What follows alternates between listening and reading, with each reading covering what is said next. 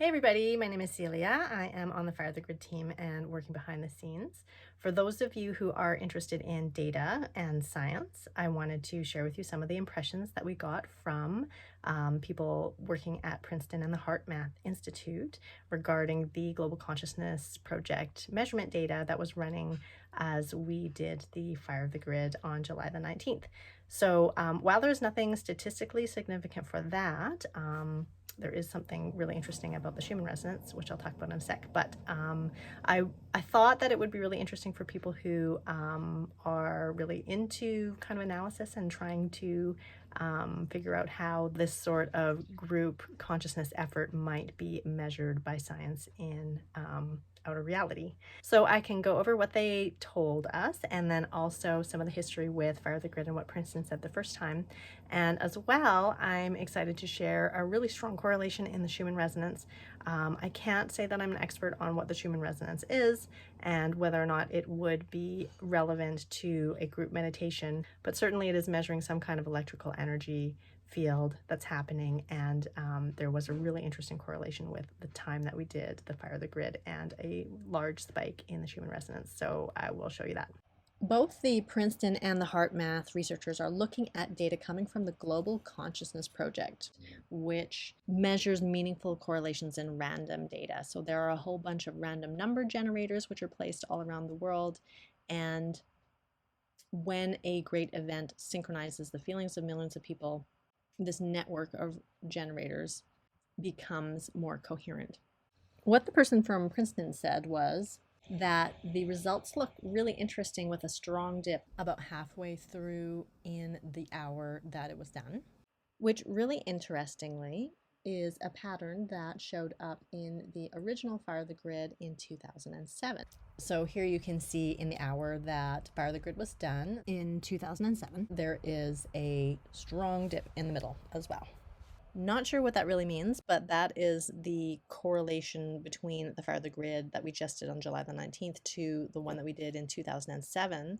And the researcher didn't actually take a look at the context of Fire the Grid within the hours of the day, but here back in 2007 we can see that there's a notable spike right here at the hour that Fire the Grid was done, along with an upliftment of the trend line for the rest of the day.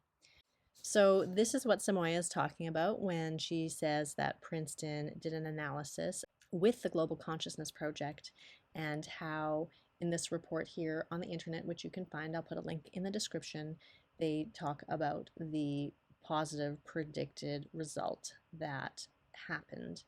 Of course, there's a bunch of caveats in the paper. I don't know if I need to explain them all here about the single event that happened. It's much better to have many different events so that you can actually really compare the data.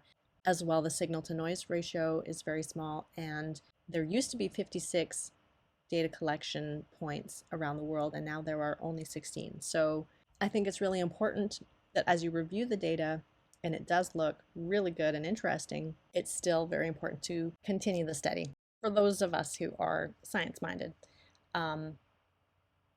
Certainly the beauty of Fire the Grid is that you don't have to believe anything to participate, because all you have to do is be in joy for 1 hour. And should there not be a definitive, scientifically proven effect on the masses, then certainly you haven't wasted any time if you have had pleasure for 1 hour in your life. Although we haven't even gone into the Maharishi effect here, so that is something that has been very well studied and shows a significant effect of group meditators on the world around them. So now really quickly, I'll just review what the person from HeartMath said. They took a look at the data surrounding the event over the course of several days, and they didn't really find anything that was statistically significant for July the 19th. One question that comes to mind is the number of meditators and how powerful does that need to be before it's registered on a scientific device. We believe that we got to our goal of 8,000 meditators, although it's really difficult to count that up. In the meditation in 2007, the low estimate was 20 million.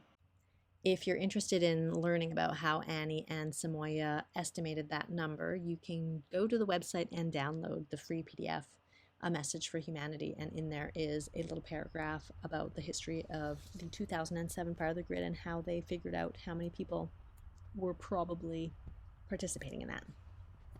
So long story short, for both the Princeton person and the HeartMath person that took a look at the data, there's nothing that really popped out and was super significant for the July 19th event using the random number generators.